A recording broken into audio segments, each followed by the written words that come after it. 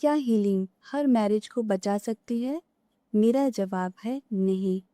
और अगर कोई हीलर आपको कह रहे हैं कि मैं आपकी टॉक्सिक या अब्यूजिव मैरिज को ज़रूर बचा दूंगा, तो मेरी नज़र में वो आपको फॉल्स होप दे रहे हैं। क्योंकि हीलिंग का काम हर रिलेशनशिप को बचाना नहीं है, हीलिंग का काम है आपको बचाना।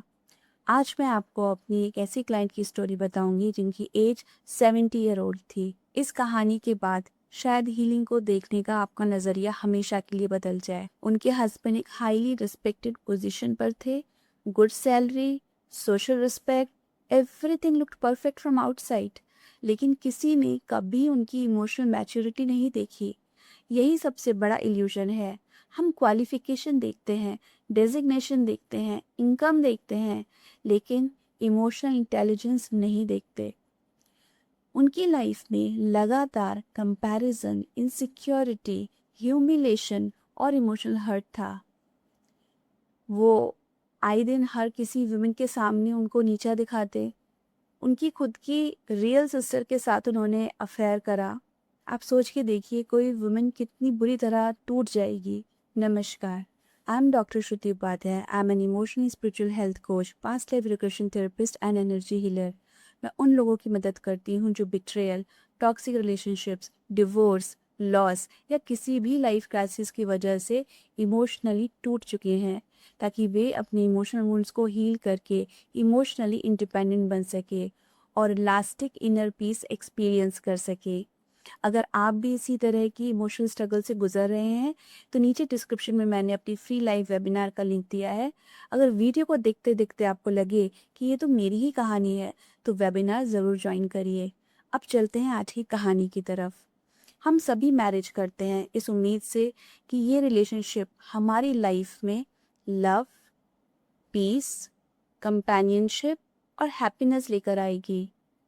और जो स्पिरिचुअली इंक्लाइंड होते हैं, उनकी एक और एक्सपेक्टेशन होती है, मेरा पार्टनर मुझे स्पिरिचुअली भी ग्रो करने में हेल्प करेगा।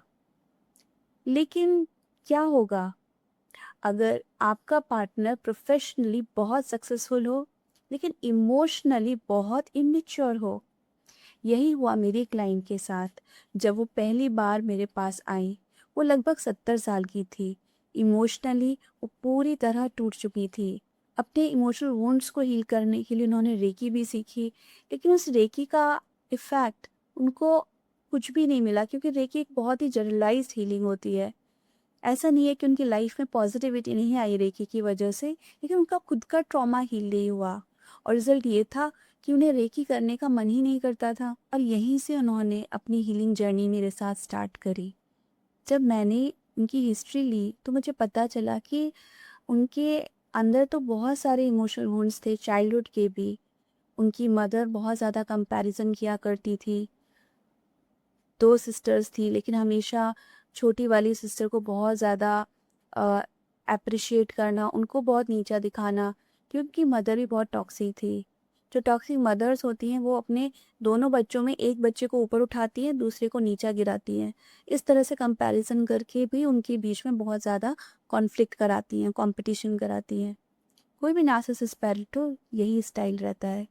और यही रीज़न था कि उन्होंने बचपन में अपने नार्सिसिस्ट पेरेंट के दिए हुए वुंड्स को हील नहीं करा, और इसी वजह से उन्होंने अपनी मैरिज के लिए भी एक नार्सिसिस्टिक हस्बैंड अट्रैक्ट करा। तो हमने उनके चाइल्डहुड वुंड्स पर काम किया, मैरिज वुंड्स पर काम किया और सप्रेस इमोशन पर काम किया।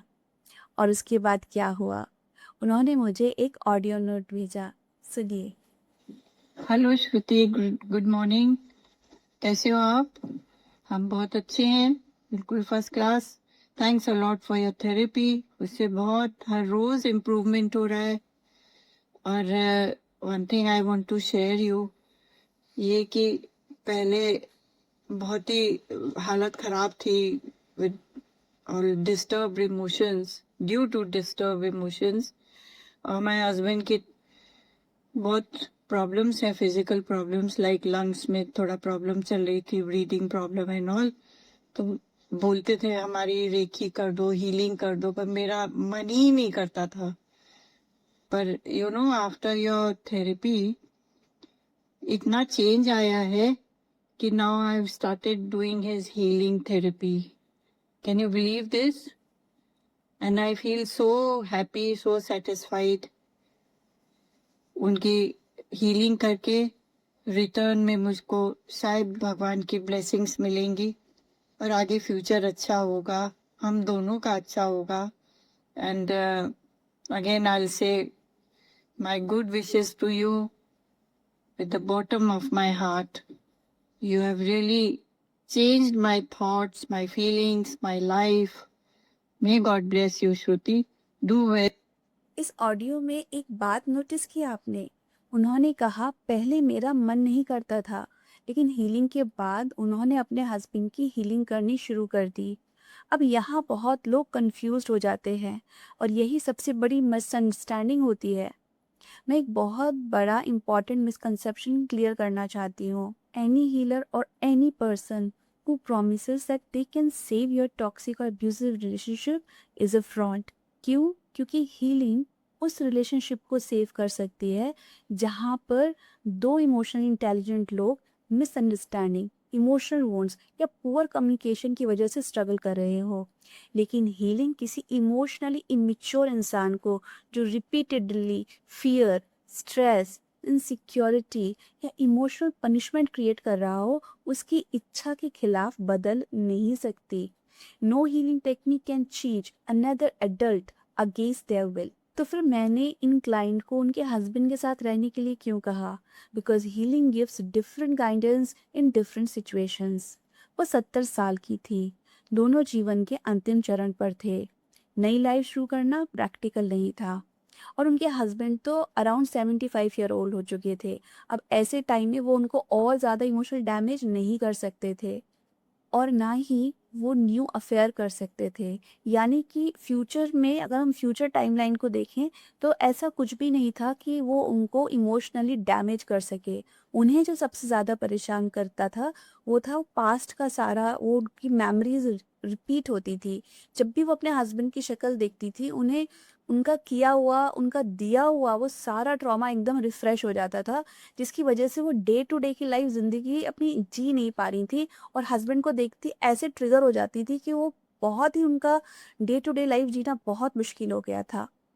तो यहाँ पर जो मेरी एक हीलिंग अप्रोच ये थी कि मैंने देखा कि अगर मैं इनका पूरा पास्ट का ट्रॉमा क्लियर कर दूँ, तो ये बड़े आराम से इनकी जो बाकी की लाइफ है वो अपनी इन्हीं हस्बैंड के साथ आराम से जी सकती है. क्यों? क्योंकि अब मुझे एज अ थेरेपिस्ट यहाँ पे बिल्कुल नहीं दिख रहा था कि कोई फ्यूचर डैमेज होने वाला है, क्योंकि उनके हस्बैंड तो ऑलरेडी अपनी किए हुए कर्मों को भुगत रहे थे. उन्होंने जो ज़िंदगी भर किया, जो गलत किया, उसकी वजह से उनकी हेल्थ पूरी तरह से डाउन हो चुकी थी. तो यहाँ पर उनके केस में पर्टिकुलरली मैं जो देख रही थी कि फ्यूचर से कोई डैमेज नहीं आ रहा. डैमेज जितना भी जो उनको अभी करंट में अभी एट प्रेजेंट परेशान कर रहा है, वो पास का दिया हुआ कर रहा है. तो अगर हम इसको पूरा हील कर दे, इसे पूरा क्लियर कर दे, तो उनकी प्रेजेंट सिचुएशन बहुत पीसफुल हो जाएगी. और जब रोज़ रोज़ उन्हीं हस्बैंड के साथ अपनी ज़िंदगी जीनी हो, तो मेरे लिए बहुत इंपॉर्टेंट था कि जब वो हस्बैंड को देखेगा ना, गुस्सा ना आए, बल्कि उनको देख कर के वो अपने मन में पीस एक्सपीरियंस करे, ताकि वो जो भी उनकी अब ज़िंदगी है वो उन्हीं के साथ आराम से स्पेंड कर सके. तो उनके केस में अब सवाल मैरिज बचाने का नहीं था, सवाल था बाकी का जीवन शांति से कैसे जिया जाए. हीलिंग ने उन्हें का पैशन दिया, पीस दिया, फ्रीडम दिया. लेकिन अगर यही वुमेन 35 या 40 इयर्स की होती और हस्बैंड वही बिहेवियर कंटिन्यू कर रहे होते, तो मेरी गाइडेंस बिल्कुल अलग होती. मैं बाउंड्रीज की बात करती, सेफ्टी की बात करती और ज़रूरत पड़ती तो सेपरेशन की भी बात करती. हीलिंग हर सिचुएशन में सेम आंसर नहीं देती, हीलिंग विजडम देती है. इसलिए हीलिंग का पर्पस किसी भी कीमत पर रिलेशनशिप बचाना नहीं है. हीलिंग का पर्पस है आपको क्लैरिटी देना, आपकी इमोशनल स्ट्रेंथ बढ़ाना और सही डिसीजन लेने की क्षमता देना. कभी हीलिंग रिलेशनशिप बचाती है और कभी हीलिंग आपको रिलेशनशिप से बचाती है. अगर इस वीडियो ने आपको सोचने पर मजबूर किया है तो इसे लाइक ज़रूर करिए. अपने अनुभव कमेंट्स में लिखिए, मैं पर्सनली कमेंट्स पढ़ती हूँ.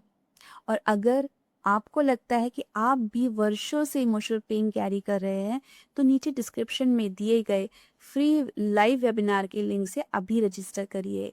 उस वेबिनार में मैं आपको सिखाऊंगी कि इमोशन हीलिंग सिर्फ टेक्निक से नहीं होती, बल्कि कंप्लीट हीलिंग इकोसिस्टम से है। हम फिर मिलेंगे अगले वीडियो में। तब तक अपना और अपने मन का ख्याल रखिए। नमस्ते।